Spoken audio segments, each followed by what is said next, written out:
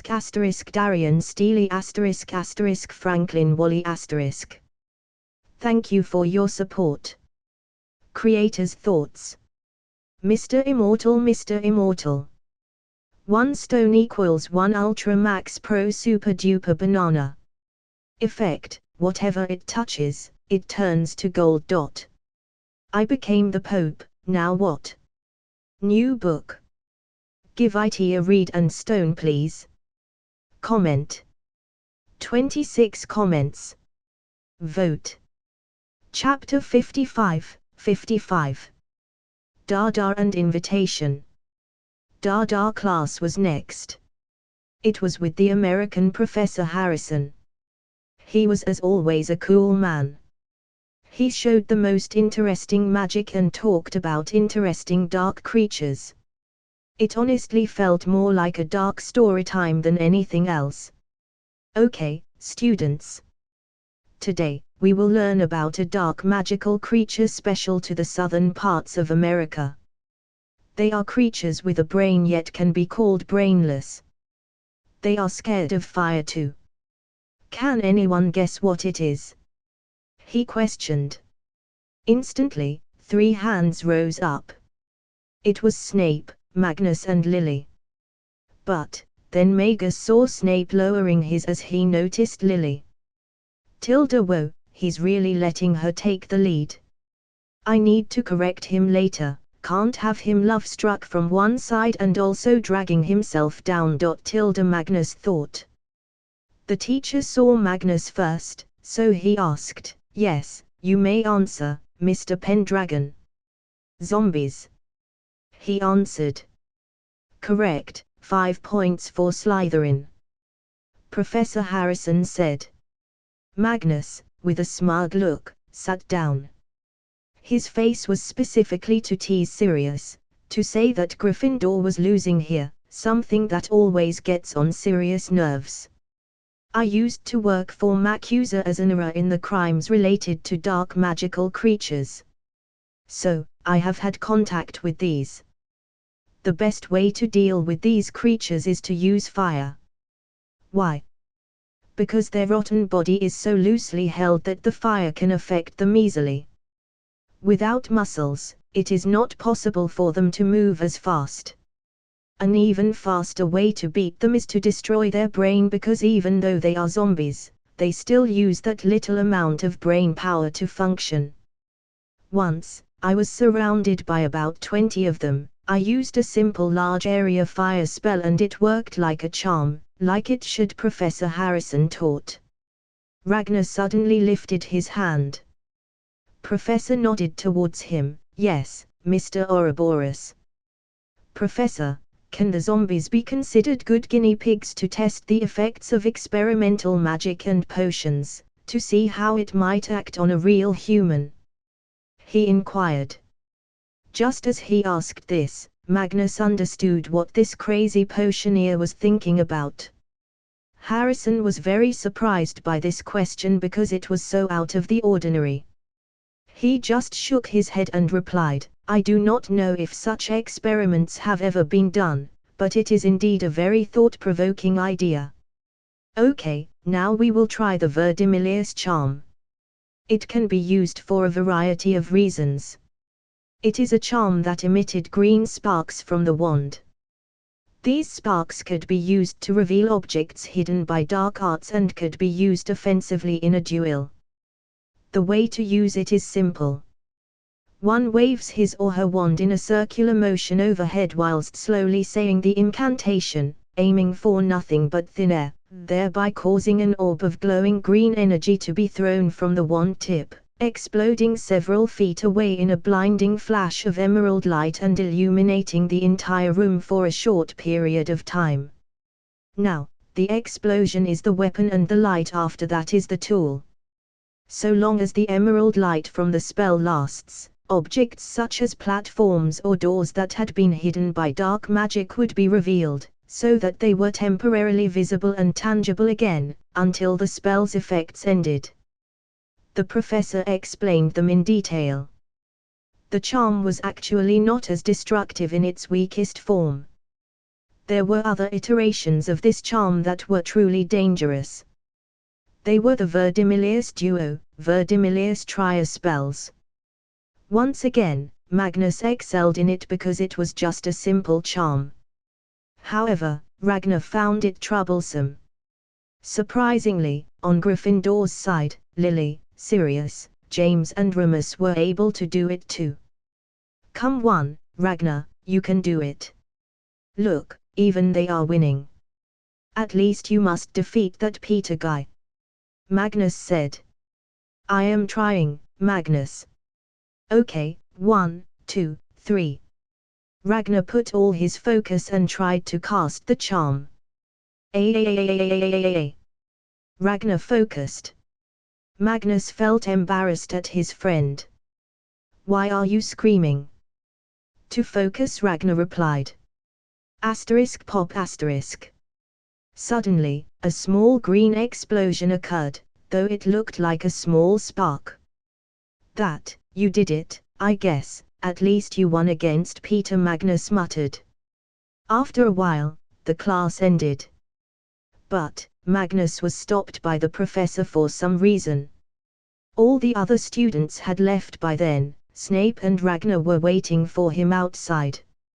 Mr. Pendragon, thank you for waiting. I just wanted to give you this. This is a letter from the current Maccusa president and the headmaster of Ilvermorny School of Witchcraft and Wizardry. They would like it if you could someday in the future visit their sides and give a speech. Merlin is very much remembered and loved on the American side too. Harrison said. Magnus took the 2 letters. They were fairly simple and formal. He put them in his pocket. It is evident that someday I will go to America, to explore its magical sides. But, not anytime soon, as I must get stronger first. However, I would appreciate it if you could get me a book that could teach me about Ilvermorny School of Witchcraft and Wizardry and Maccusa. Ah, yes. I do have it. It is a fairly simple book for wizard tourists and new students. Harrison quickly took a small booklet from his suitcase and handed it to Magnus. After that, Magnus left him alone. The next and final class of the day was herbology. It was one of the favorite ones of Ragnar and not so much of Magnus. He just made fun of Emma in the class by trying to make her make mistakes while handling the plants. Go away. I should have stayed your enemy. She shouted at him, which only made him laugh. After the class, there was dinner in the evening, but Magnus, Ragnar and Snape had to go to Slug Club and they'd be eating there. So, they got ready in their dorms. They wore simple suits. How do I look? Ragnar inquired. You are not going on a date, Ragnar. You can come naked if you want and I won't judge, though I'm not sure about them. Magnus said. Quack. Magnus looked at Duck lying on the bed lazily. Chad was keeping an eye on him. Chad, keep him under control until I'm back. I will reward you later. He bribed the cat and he accepted it happily. Snape, you look like what I imagine a Dracula to be. Open the top button of your shirt, mate. You need to breathe as well. Magnus commented. Ragnar chuckled, hee, I heard Lily will also be there. Magnus blinked and looked back at Snape. Still, girls don't like complete uptight boys like you. I think. Just relax and be natural. Snape just ignored his words, but in the end, he did unbutton the top button. After that, they went to the room of Slughorn. Voices were already coming from inside. Asterisk knock knock asterisk. Soon, the door was opened by Slughorn. His eyes sparkled as soon as he saw Magnus. Oh, Mr. Pendragon, and Mr. Ouroboros and Mr. Snape, please. Come in. All the others have arrived. Slughorn enthusiastically greeted. But as soon as Magnus entered, he was left speechless from seeing someone. What are you doing here? You are not excellent in any subject. Ha, but I am an amazing Quidditch player. I have been selected in the Slytherin team as a chaser already. Also, my father is the owner of Nimbus Racing Broom Company. Emma proudly said. Happy Smiley.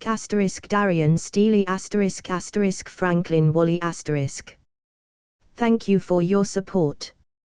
Creator's thoughts. Mr. Immortal. 1 stone equals 1 recovery banana for gorilla.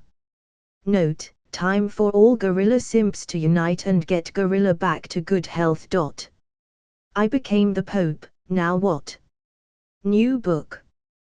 Give it a read and stone please. Comment. 33 comments.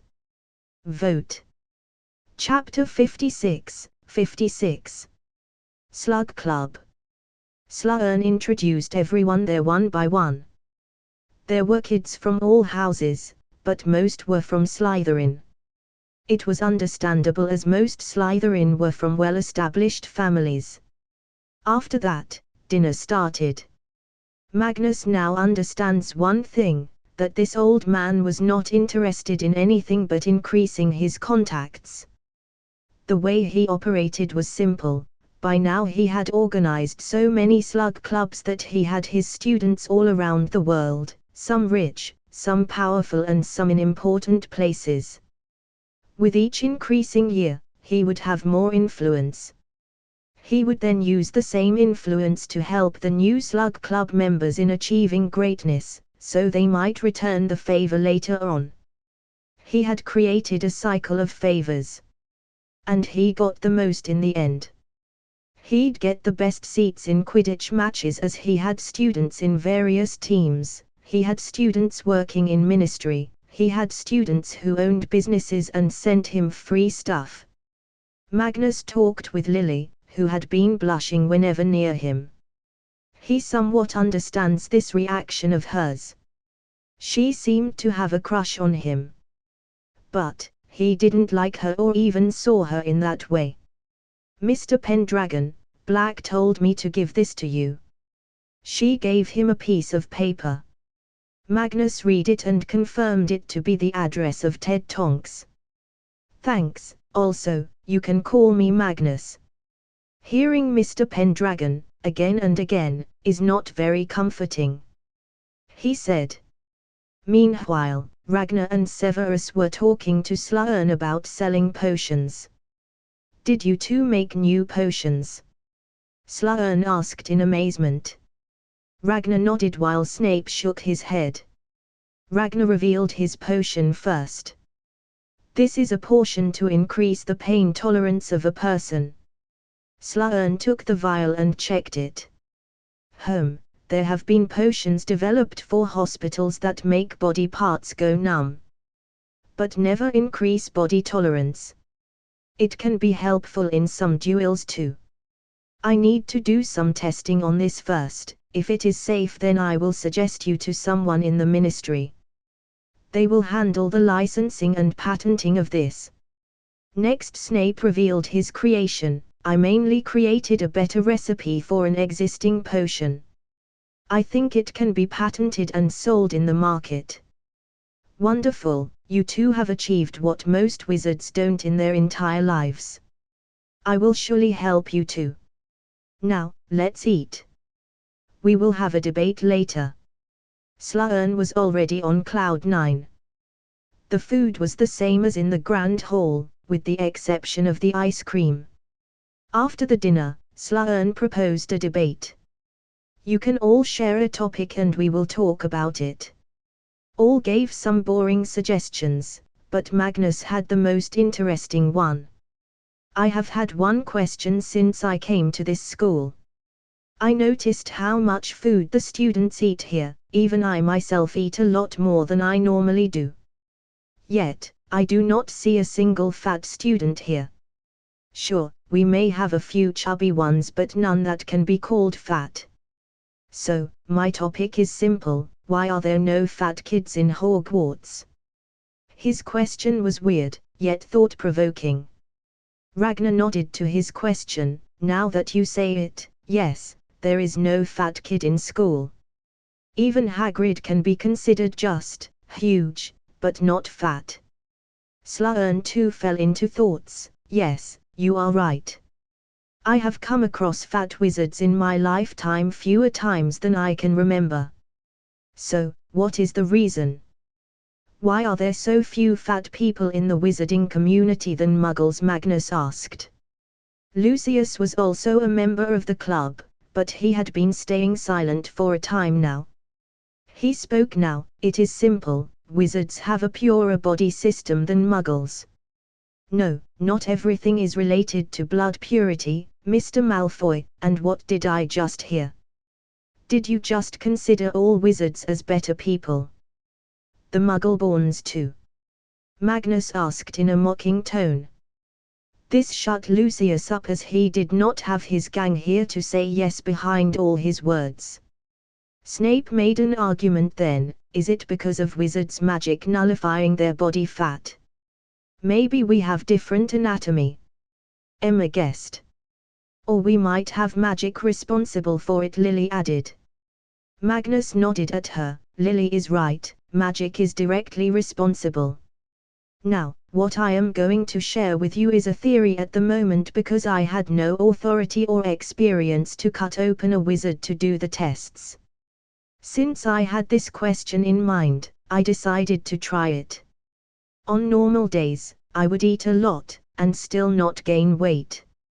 It was normal. I always felt full of energy. Then for one day, I did not eat enough purposefully. Then, the next day, I felt very tired, not to mention hungry. However, then I found something very strange. After a few days, I again did not eat. But, this time, I purposefully did not perform any kind of magic for 2 days. Guess what happened? I did not feel tired at all. That small amount of food was enough for me. So it is the magic that makes this happen? Ragnar asked with not so shocked face. Magnus nodded. Yes, but my study did not end there. The real thing is coming now. Since I found out about the magical world, I have been studying all the books I could find about the history of magic. But, in all of them, the origin of magic was unknown. Every single time, it was just so vague. Why? Well, I have a theory now. From the fact that using magic and eating less makes me tired, we can understand that the magic we perform is directly related to our own bodies. That magic is probably converted from our body's energy. Because, as some of you may know, energy can neither be created nor be destroyed, it can only be transformed. In short, magic is nothing but our body's energy. But, then why can't muggles perform magic? Well, I have an answer for that too.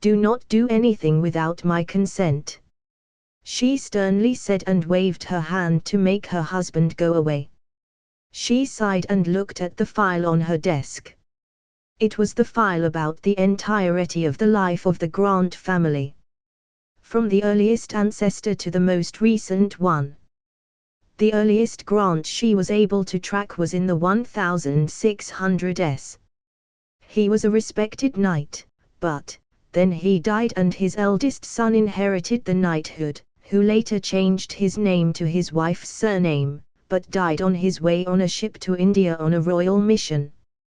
While Magnus belonged to the second son of that old knight, hence his family had no noble title.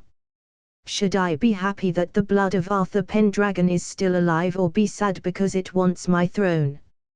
I hope I don't make a mistake.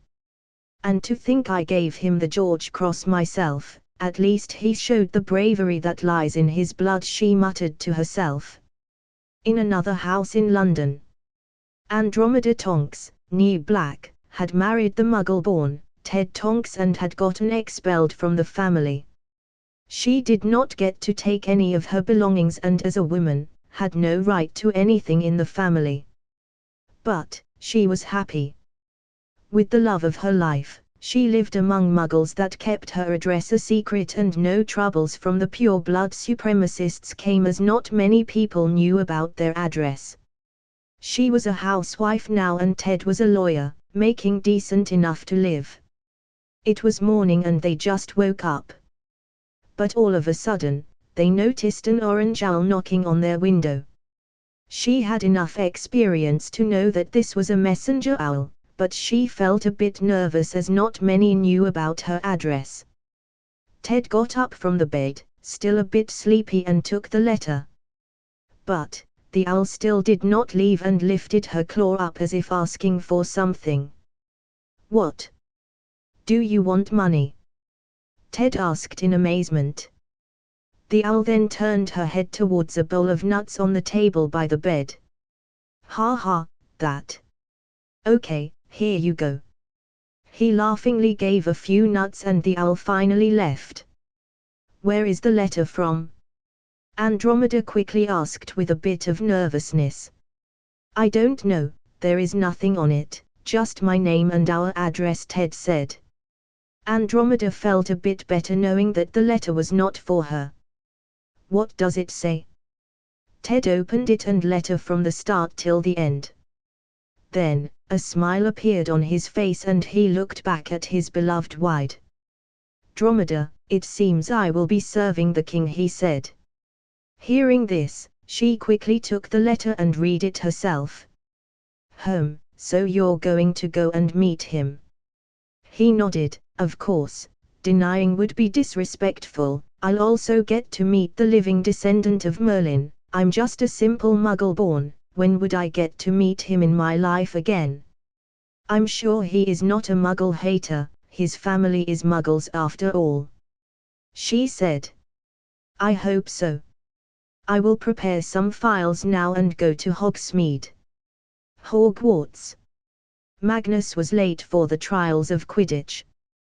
He had no plan of joining before, but after a bet with James, he was interested. Also, he was good at it, so why not? He went to the Quidditch team practice grounds and just made a request to join in. Of course, Malfoy was the captain at the time and he rejected. So, he challenged Malfoy to a broom race, and if he wins he will get to join the team. By now, Magnus had learned one thing. That these pure-blood fanatics would do anything and everything in the name of honor and keeping a high image. So, they can't just say no when they get challenged by someone they consider lower than themselves. Magnus, although a descendant of Merlin, was still seen as a low-class wizard for being a Muggle-born. So, Lucius accepted the challenge. Now, Lucius may be a very good student, but he did not know physics and a few more things. 1. Magnus was smaller in size. 2. Magnus knew how to be more aerodynamic. 3. Lucius underestimated him. So, the race started.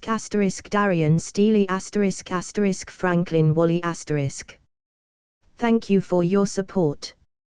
Creator's thoughts. Mr. Immortal. 1 stone equals 1 chocolate orange ice cream. Warning, 100% probability of Chad stealing it. I became the Pope, now what? New book.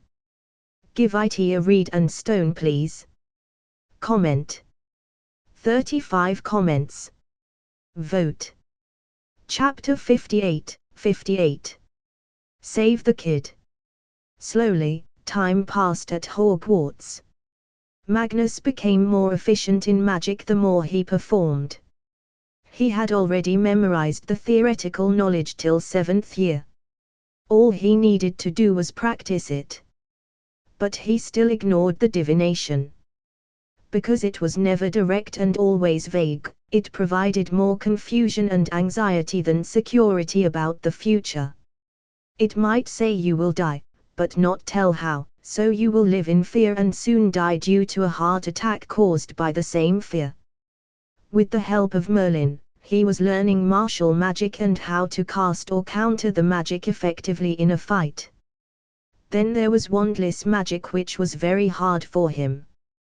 The only wandless magic he could do was make fire. Now, he had gotten very good at it. he could create fire from his hands, feet and mouth. It was no longer just a small fire but instead a good arm's-length fire stream. He couldn't make the fireballs though and still had to continuously create fire. Merlin though had said that he did not have such powers and neither did Arthur. So, this was an ability that he needed to explore on his own. It had been 2 months since the term had started and finally, Halloween had arrived. Before Halloween, Hogsmeade weekend had come.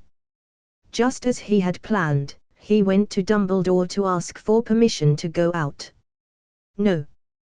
You are a first-year student, only third-year students and above are allowed to go. Dumbledore simply denied him. Come on, I've got some business to do there. I will be meeting Ted Tonks. Magnus argued. But it will set a bad example. I can't give you preferential treatment. Dumbledore did not budge. Then send someone to keep me safe. Maybe Fawkes will like to go with me. Magnus suggested. Hearing his name, Fawkes disappeared from his place in a flash of light and reappeared on Magnus' shoulder. Magnus gawked seeing this. That was so cool, Fawkes. Here, eat this. Because of summer, Magnus now keeps some bird food with him all the time. But, he actually had another thought. Tilda, can I also teleport with fire like Fawkes, Tilda?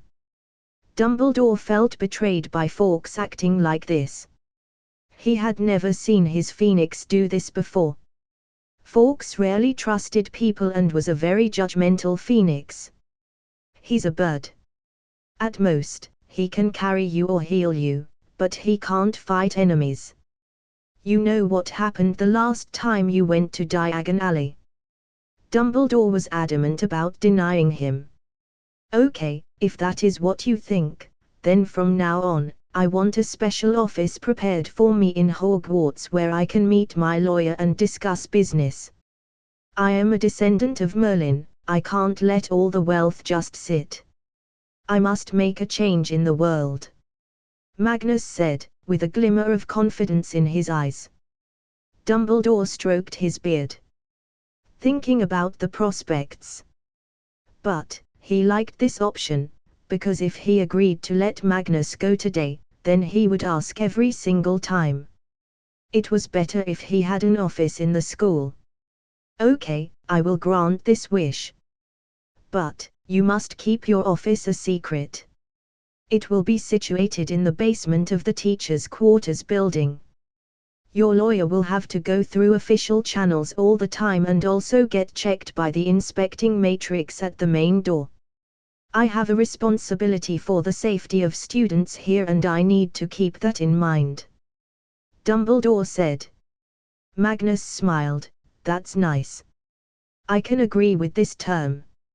My lawyer is also a Muggle-born so he won't have any problem as he knows the state of the magical world. By the way, I will take Fawkes later. I need his help with some magic. Will you help me, Fawkes?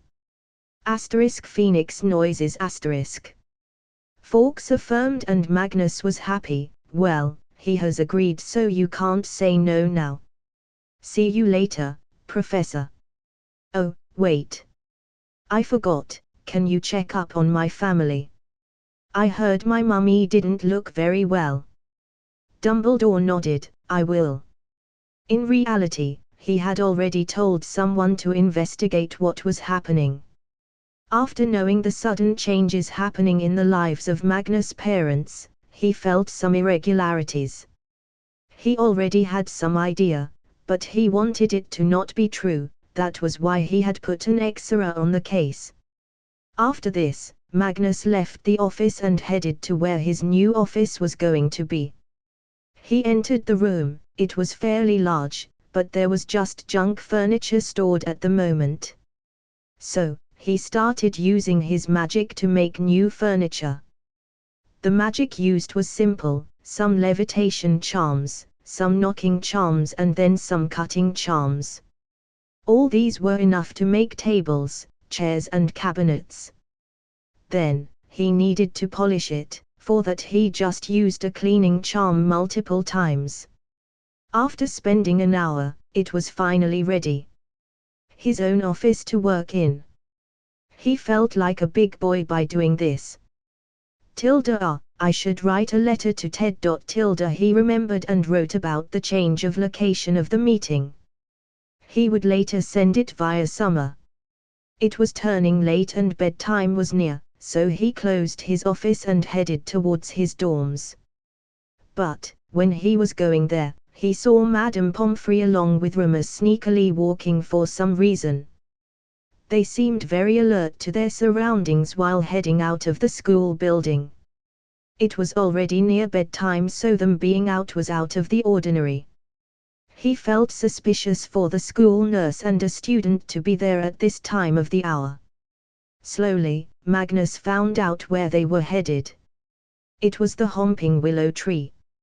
From a distance, he saw Madame Pomfrey doing something. She threw some kind of powder around herself and then went to the violent tree's trunk and pulled a small knot. Surprisingly, the tree stopped moving, as if it had an off switch. He then saw the two getting into a small tunnel under the tree. He waited for them to return, but when a movement happened, it was just Madame Pomfrey. Where is Remus? Wait. Did she kill him? Magnus imagined the worst. After all, he had no idea why she would hang around with a kid so late. I must save him. Magnus decided. So, he let Madame Pomfrey leave and then went closer to the tree. It was back to its wild state and seemed sentient. Just as he came close to it, the tree started acting up, as if it was looking at Magnus with concentration. Hey there, I am Magnus. Let me pass through. Magnus said kindly. He was waiting for a fight, but, surprisingly, the tree just straightened itself, as if it did not see him or cared about him. So, Magnus went forward. He was fully attentive to make sure the tree didn't surprise him. Even trees. Why do animals and trees act so friendly with me? He wondered. But, he forgot about all that and immediately went inside the small tunnel opening. However, it was much bigger from the inside. He traveled through it and he had to say, it was a very long tunnel. He used a Lumos charm to light up his wand. The tunnel was very dark but well made. After walking for a few minutes, he came to a dead end. He was confused about where to go next. But next, his eyes fell on a hatch on the roof of the tunnel. It was made of wood and looked out of place. He opened it slowly, to make sure not to alert if any enemy was there. He crouched as soon as he came out of the small hatch. There was no one. To his shock, there was no window either. *************